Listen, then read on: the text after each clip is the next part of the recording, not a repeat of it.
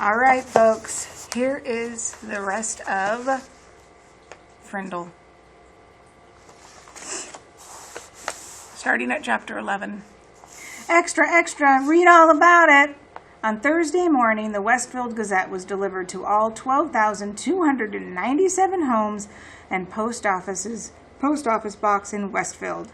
The story about the Lincoln Elementary School was the first item on the front page. And the headline, local fifth grader says, "Move over, Mr. Webster." It was quite an article. Not that Judy Morgan didn't tell the truth. Every statement in the article was completely true. It was the particular way she told the truth that got things hopping around town. For example, take this sentence about Mrs. Granger. Mrs. Granger, champion of the forces of order and authority, is battling hundreds of young Frindle fighters. Neither side is giving in. Or this bit about Nick. Everyone agrees that Nick Allen masterminded this plot that cleverly raises issues about free speech and academic rules. He is the boy who invented the new word. Or this last sentence in the article. One thing is sure, the kids at Lincoln Elementary School love their Frindles, and no one seems to be backing off in the war of the words. And of course, the Westfield Gazette published the class picture too, and Mrs. Granger and Nick were identified for all the world to see. What is the meaning of this? That's what Nick's mom said, putting the article in front of Nick's nose when he got home from school. Did you talk to this reporter? She seems to know an awful lot about you and your new word, young man. What is the meaning of this? That's what the school superintendent said to Mrs. Chatham, slapping a copy of the article onto her desk. Why did you have to talk to that reporter? Don't we have enough trouble getting the taxpayers to pay for the school without articles like this banging around town?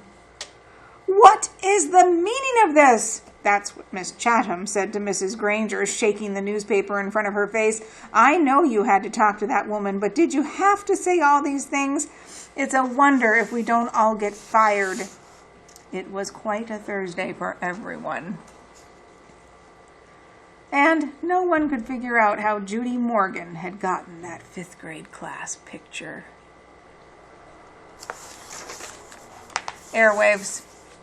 Within a week after the article was published, in the Westfield Gazette, the kids at the junior high and the kids at the high school had stopped using the word pen and had started using the word Frindle. They loved it. Nick became sort of a hero for kids of all over town, and he quickly learned that being a hero, even if you're only a local hero, isn't a free ride. It has a price. People noticed Nick when he walked into his dad's hardware store or when he stood in line at the penny pantry to buy a candy bar. He could feel it when someone recognized him, and it made him shy and awkward. Kids at school started expecting him to be clever and funny all the time. And even for a kid as smart as Nick, that was asking a lot. Every teacher, the office secretary, the principal, even the school nurse and the custodian all seemed to be watching, always watching. His parents were great about everything. True, his mom had been upset when the article first came out, and so had his dad. Nick had said, "But I didn't do anything wrong, Mom," and neither did that lady from the newspaper, and his parents could see that he was right. The things in the article were true, and the truth is the truth, and nothing could be done about it. Nothing could be done about it now.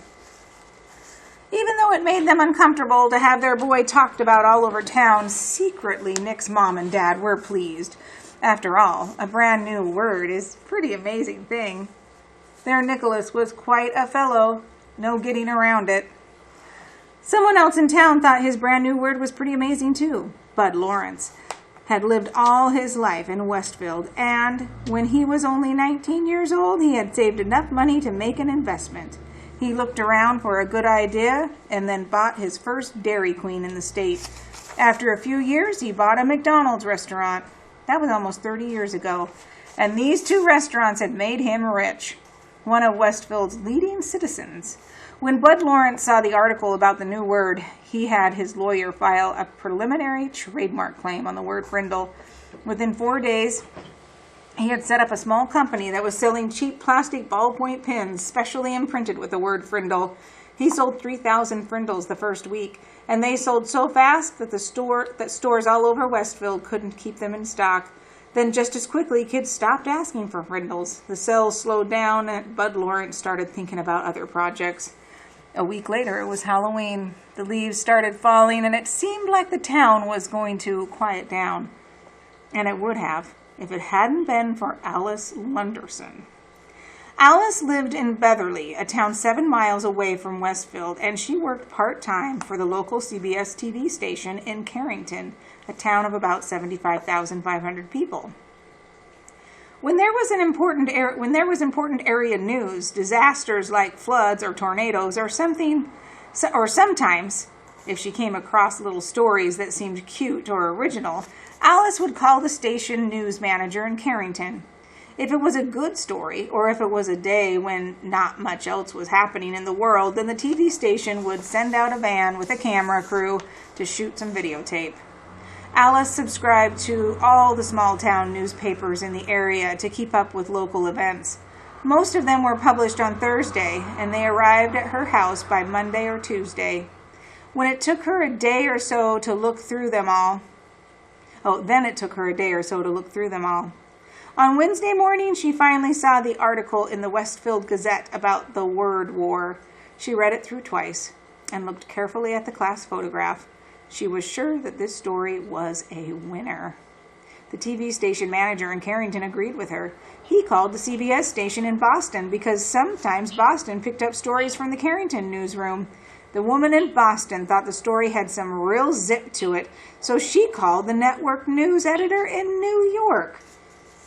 When the facts in the Westfield Gazette article got to New York, the staff there loved it. They looked over the schedule sheet for the week and decided it would be the perfect closing story for the CBS Evening News for the next day, Thursday. Orders flew back through the telephone links from New York to Boston to Carrington to Beverly. By a Wednesday at noon, Alice had a go order to take the story all the way. It was her first piece to get onto the national news, and 20 million viewers would see it. Alice Lunderson and her camera crew stood on Mrs. Granger's front porch Wednesday after school. Mrs. Granger was not impressed at all by the lights and the microphones. She looked right into the camera and said, "I have always said that the dictionary is the finest tool ever made for educating young minds, and I still say that. Children need to understand that there are rules about words and language, and that those rules make a history that makes sense. Have a history that makes sense. And to pretend that a perfectly good English word can be replaced by a silly made-up word just for the fun of it, well, it's not something I was ready to stand by and watch without a fight." "And have you lost that fight, Mrs. Granger?" asked the reporter. Mrs. Granger turned her eyes up to nearly full power as she looked into the camera, and with a pale smile, she said, "It's not over yet." When Alice and the crew showed up at Nick's house, the Allen family was ready for them. Mom and Dad sat on the couch with Nick between them. Nick squinted into the lights. His mom had worked out with Nick what he could say and what he couldn't say. "You remember, young man," she had told him as she combed his hair, "these reporters are just looking for a quick story that will make some excitement, but you have to stay here and live in this town, so mind your P's and Q's." As they sat there on the couch, Mrs. Allen had her foot on top of Nick's under the coffee table, and she pushed down, and if she pushed down, it meant that the reporter had just asked a question that she was going to answer for him. Mrs. Allen did not trust reporters. "So tell me, Nick, why did you make up this new word, Frindle?" asked Alice Lunderson. Nick gulped and said, "Well, my teacher, Mrs. Granger, said that all the words in the dictionary were made up by people and that they mean what they mean because we say they do. So I thought it would be fun to just make up a new word and see if that was true." "And were you surprised when Mrs. Granger got mad about that?" asked Alice with a smile. There was a push on Nick's foot, and his mother said, "We never felt that Mrs. Granger got angry. When everyone started using the word Frindle, it just got to be a disruption. That's all. She's really a very fine teacher." "Yeah," said Nick. "I mean, I learned a lot about words, and without her I wouldn't have." "So what's next for you? A new word?" Alice was wrapping it up. She could see that Nick and his parents were not going to be pushed into saying anything controversial, so she just kept it light and happy. "Well," said Nick, "the funny thing is, even though I invented it, it's not my word anymore. Frindle belongs to everyone now, and I guess everyone will figure out what happens together." Alice also had a short chat with a worried-looking Mrs. Chatham and a smiling Bud Lawrence, maker of the official Frindle. Then she shot her opening bit and her closing bit, and the camera crew drove back to Carrington to edit all the pieces and put them together into a 2-minute news story. The next night, when all the serious news about wars and oil prices and world food supplies had been talked about on the CBS Evening News, the anchorman looked into the camera and smiled. He said, "It is believed by many that the word quiz was made up in 1791 by a Dublin theater manager named Dolly. He had bet someone that he could invent a brand new word in the English language, and he chalked up the letters Q-U-I-Z onto every wall and building in town.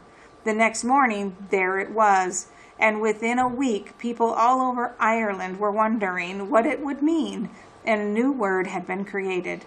Quiz is the only word in English that was invented by one person for no particular reason. That is until now. Now there is a new word, Frindle, and here is Alice Lenderson in Westfield, New Hampshire, with the story." Alice came on the screen with a short introduction. Then right there on TV, Mrs. Granger and Nick and Bud Lawrence and Nick's mom were talking to 20 million people about Frindles. One of these 20 million people was a producer for The Late Show with David Letterman, and another one of those 20 million people was a staff writer for People magazine, and another one was a writer for 321 Contact magazine for kids. Dozens of other writers and producers and marketing people saw that story on the news, and all of them smelled a great story. During the next 3 weeks, every man, woman, and child in America heard about this funny new word that kids were using instead of the word pen. And kids in Ohio and Iowa and New York and Texas and California started using it too. Bud Lawrence was suddenly flooded with orders for anything with the word Frindle on it, and he quickly got interested again, but there were complications. Bud's lawyer said, "You see that stack of orders there? Trouble. That's what that is. We got a trademark filed, but it's only like an application. The whole country knows that that little kid made up the word, and unless you make a deal with his dad, you're going to end up with nothing. Maybe even a big fat lawsuit. That kid owns that word." When Mr. Allen came home at lunchtime, his wife told him that he had to call Bud Lawrence. "It's something about the new word." This was not good news to Tom Allen. He was sick and tired of all the fuss, and being away from the hardware store so much while all this nonsense was happening had put him weeks behind on his paperwork. He'd be lucky now to get his Christmas order in time.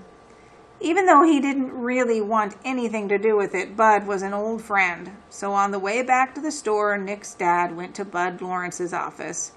"Tom, good to see you," said Bud. He stood up and walked around his desk to shake hands. "Have a seat." Tom sat down uneasily, and Bud pulled another chair over. "Ever seen Westfield so stirred up about anything in your life? You and Ginny must be pretty proud of that boy of yours." Bud couldn't remember Nick's name. Tom shifted in his chair and nodded. "Yes, he's quite something, that's for sure. But I tell you, Bud, I'm ready for it all just to die down and blow away. Too much fuss." Instantly, Bud saw how to get what he wanted. "Well, Tom, I'm afraid it's not really going to go away. Looks like something started up and people are really interested. You probably saw those bright red ballpoints around town with the word Frindle on them. That was my doing, just testing the waters. But your boy, he owns that word. I got my lawyer to apply for a trademark a few weeks back because that's just the way I am. New things come along, I like to be right there in the middle of it. He grinned at Tom Allen, and Tom smiled back weakly. Right now I got a shirt printer in Massachusetts, and another one in Chicago, and another one in Los Angeles making t-shirts with the word Frindle above a picture of a Frindle. Each supplier has ordered so far for over 20,000 shirts. Profit on every one of those is going to be $2, maybe $3, and I'm talking with some big pen and pencil companies in Hong Kong and Japan about a deal that would be worth some really big money. They've seen this Frindle thing in the media, and they want to buy the rights to the trademark and make a new line of Frindles for kids. I'm not kidding. This is hot idea. Bud guessed right. Just the thought of all this made Tom shrink back uncomfortably in his chair. It was way too much fuss. Tom, let me be direct with you. As the boy's guardian, you need to do the right thing about all this. I'd like to see where all this is going to go. I'm going to take some risks, spend some money, see what happens, but I need your permission. I need your signature on these trademark papers, and I need to strike a deal with you about permission to use the trademark. I know it seems like a big ruckus about a word, but we just can't tell what's to come of it unless we take some steps. Bud pointed at the papers on his desk. That's a contract, and it's fair and honest. It gives your boy 30% of whatever profit I might make. That's a fair royalty, generous for this kind of deal. So what do you say? Make sense? Let me take care of all the fuss and see if some good doesn't maybe come of it all. The papers and a pen were there on the desk next to Tom. He looked at Bud, then reached over, picked up the pen, and signed both copies of the trademark papers and 3 copies of the contract. I've got no reason to doubt you one bit, Bud, and I'm sure you don't want to mess with any of this myself. Is that it? He asked, standing up. Not quite, Tom. Here. Then Bud Lawrence handed Nick's dad a check for $2,250. What's this for? That's what I owe you, Nick, for the sales of the Frindles from the first 3 weeks, explained Bud with a smile. Tom looked at the check and said, This is terrific, Bud, and I'm really glad about it because it'll sure help with Nick's college, but I wish you'd just keep this between us. If Nick knew, he'd probably stop mowing lawns and I'd never get him to save another penny. So just between us, okay? Bud said, Sure, Tom, I understand, just between us, and they shook hands. Mr. Allen left Bud's office and walked across the street to the savings bank. He set up a trust account for Nick, and the bank manager said he could make arrangements with Mr. Lawrence so any other money would be deposited automatically. That sounded good to Tom Allen. If he never heard another word about it, that would be fine. As Nick's dad walked slowly back to the hardware store, he wondered if things were ever going to be the same again in his quiet little town. Ripples. But life did settle. Back to normal in Westfield. More leaves fell, Thanksgiving came, then the first snow, then Christmas and more snow. Fall and winter seemed to calm everything down and drive everyone into their own houses. Things were calmer at Lincoln Elementary, too. Frindle mania was over, but that didn't mean the word was gone, not at all. All the kids and even some of the teachers used the new word. And at first it was on purpose, then it became a habit. And by the middle of February, Frindle was just a word like door or tree or hat. People in Westfield barely noticed it anymore. But in the rest of the country, things were hopping. Frindle was on the move. In hundreds of little towns and big cities from coast to coast, kids were using the new word and parents and teachers were trying to stop it. What had happened in Westfield happened over and over and over again. Bud Lawrence couldn't have been happier.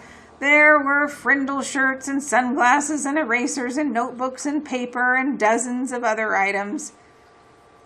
The new line of Frindles imported from Japan were a big hit, and now there was talk of selling them in Japan and Europe as well.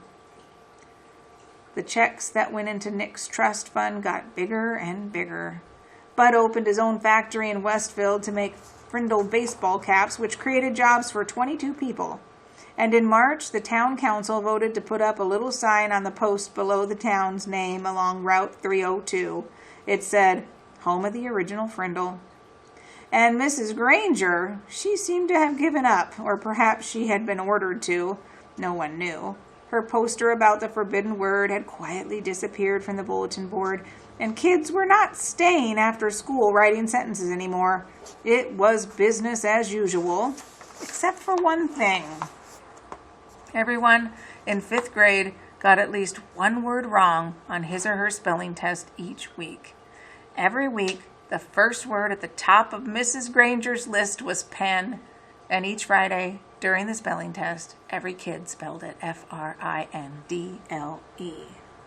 Nick was sort of a celebrity for a while. Everyone had seen him on the Late Show and on Good Morning America and 2 or 3 other TV shows.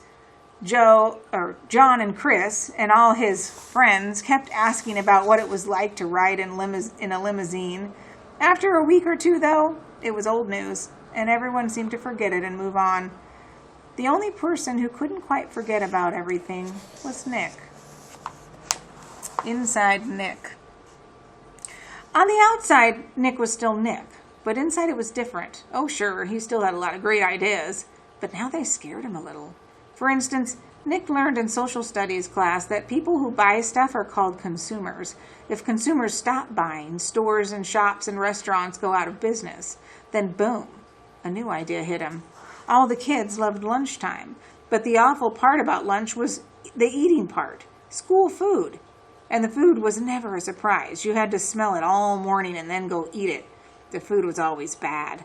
Well, thought Nick, the school cafeteria is sort of a restaurant, isn't it?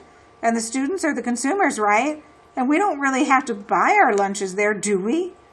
Nick could see it all. He would get all the kids to bring their lunches from home every day until the ladies who made the lunches cooked better food. He was sure those women didn't cook food like that for their own families. The kids were the consumers with $1.35 in their pockets, and until the food was better, that's where their money would stay. Great idea. Nick was sure it would work, and he got all excited about it. But then Nick remembered what happened with Frindle. It stopped him cold. He was sure that if all the kids stopped buying lunch, sooner or later someone would figure out that it was all Nick Allen's idea. He would get in trouble, people would write about it in the newspaper, the principal would call his parents, anything could happen. So for the first time in his life, Nick kept a good idea to himself. He never even told John or Chris. And that changed Nick. His mom was the first to notice. "Are things okay at school, honey?" she asked one day in early March. He had seemed kind of down, a little sad. It worried her. "Sure," said Nick. "Everything's fine." "Everything's okay with your friends? They haven't been hanging around here very much." "Mom, honest, everything's fine. It's winter. Everyone's really busy with hockey and basketball, that's all." And Nick went to his room and shut the door. Mrs. Granger noticed the change, too. Oh, I guess it was Mr. Granger. Mrs. Granger noticed the change, too. The clever little rascal who had looked her in the eye and said, Mrs. Granger. Sorry. Let me start again. Mrs. Granger. Mrs. Granger noticed the change, too. The clever little rascal who had looked her in the eyes and said, "But I really didn't have a Frindle with me." That boy wasn't in her class anymore. Now a quieter, more careful Nicholas Allen came into class every day.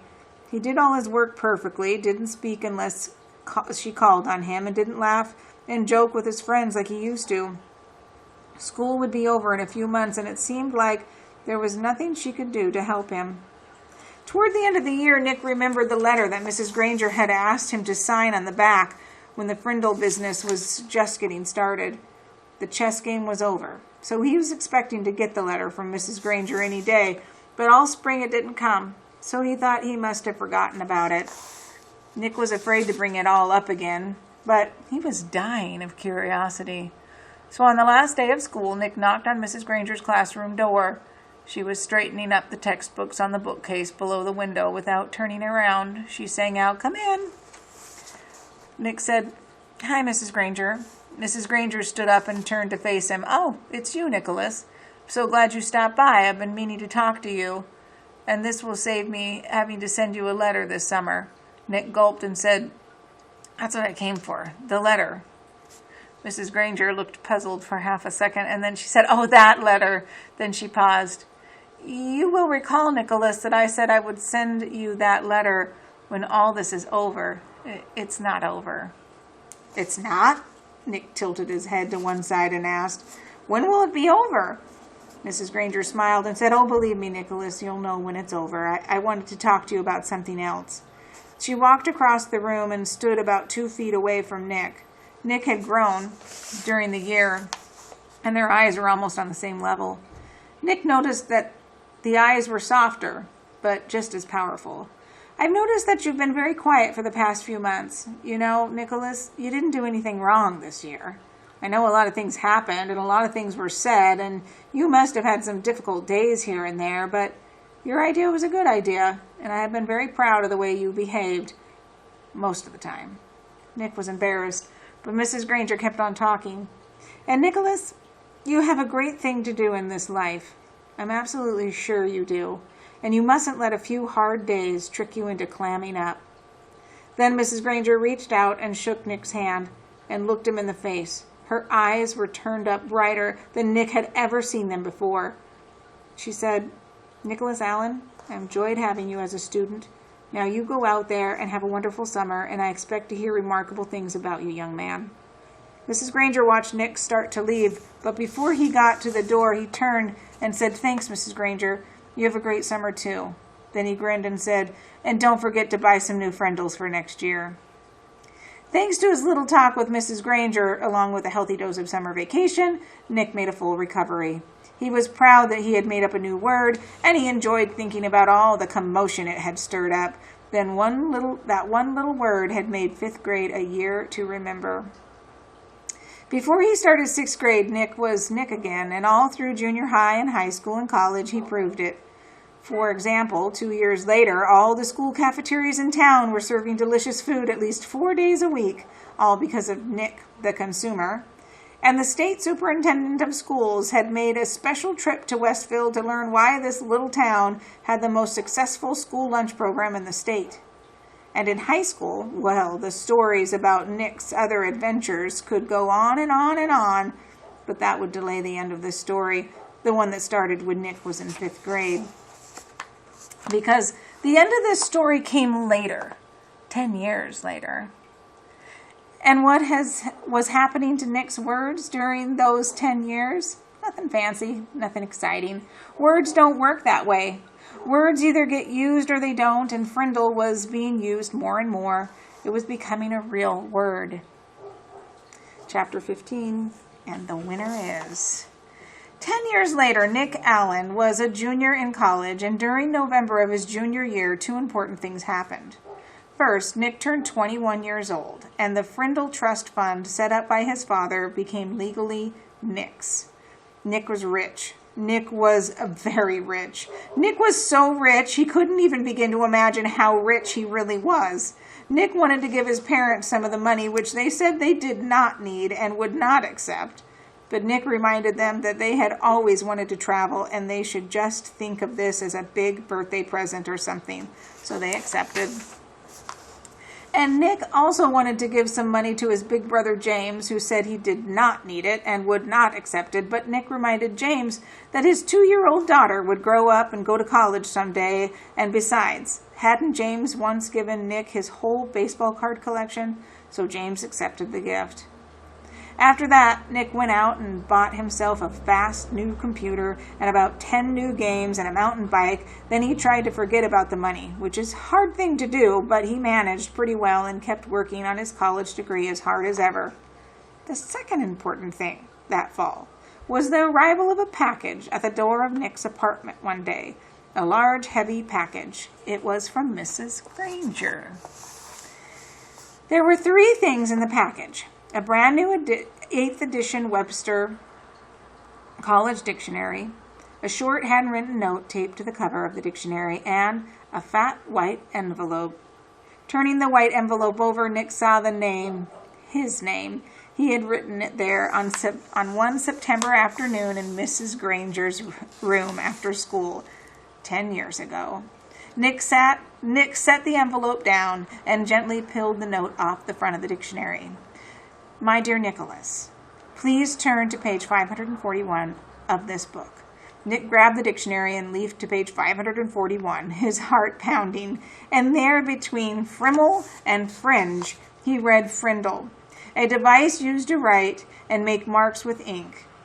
Arbitrary coinage, originated by Nicholas Allen, American, 1987. C. Pen. Nick went back to the note from Mrs. Granger. This is a brand new dictionary, the one I recommend that my students use for their homework. And now when I teach them how new words are added to the dictionary, I tell each and every one of them to look up the word Frindle. And of course, I have sent along the letter I promised to give you when our little battle was over. And now it's over. Your teacher, Mrs. Laura Lee Granger. Nick's head was spinning. With shaking hands, he opened the fat white envelope. He pulled out the 10-year-old letter and began to read. Dear Nicholas, if you are reading this letter, it means that the word Frindle has been added to the dictionary. Congratulations. A person can watch the sunrise, but he cannot slow it down or stop it or make it go backward. And that is what I was trying to do with your word. At first I was angry, I admit that. I was not happy to see the word pen pushed aside as if it did not matter. But I guess that if the Latin word for feather had been frindulus instead of pinna, then you probably would have invented the word pen instead. Like the sunrise, some things just have to happen, and all you can really do is watch.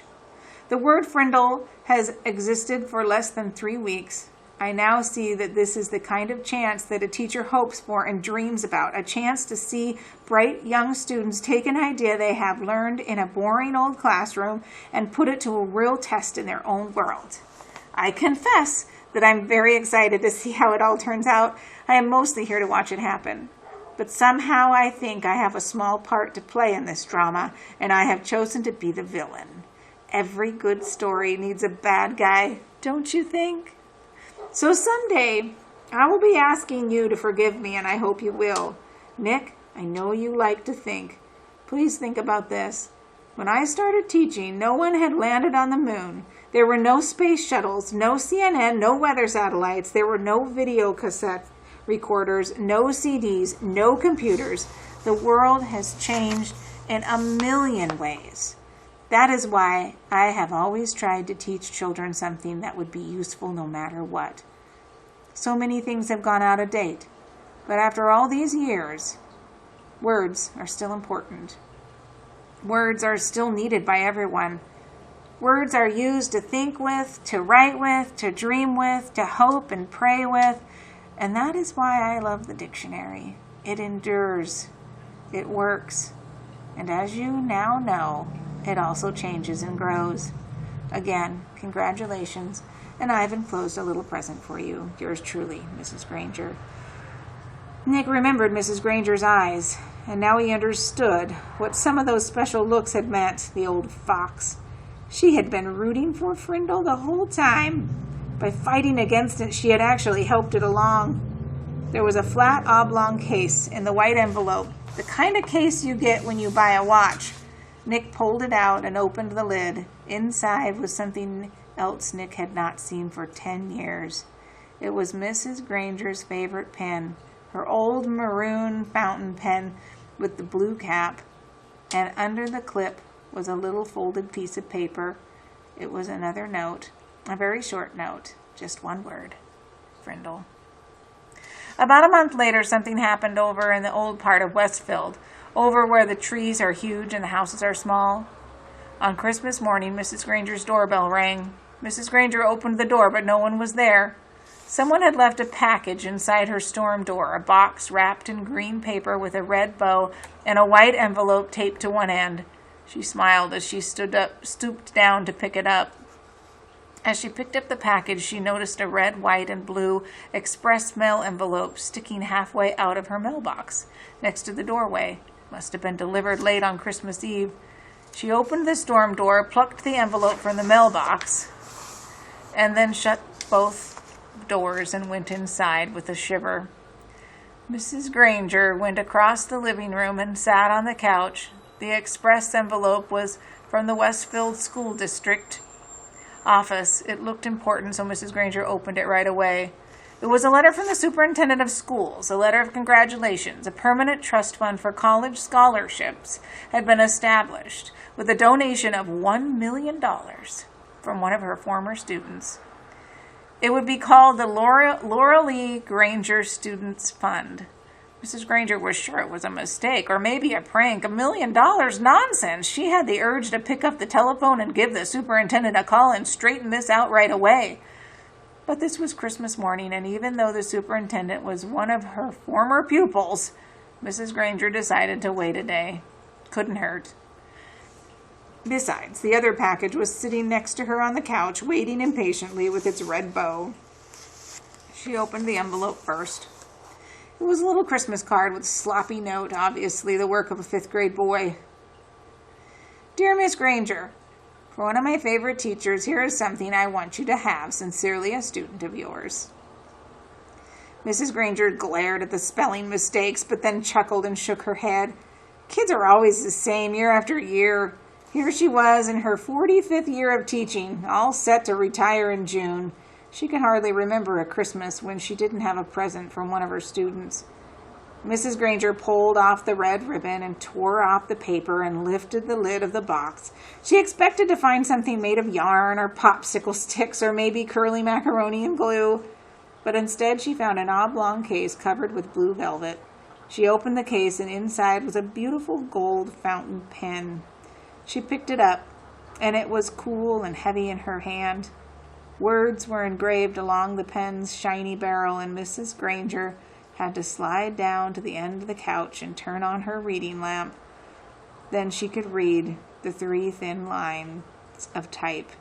This object belongs to Miss Laura Lee Granger, and she may call it any name she chooses. With love, from Nicholas Allen. The Frindle.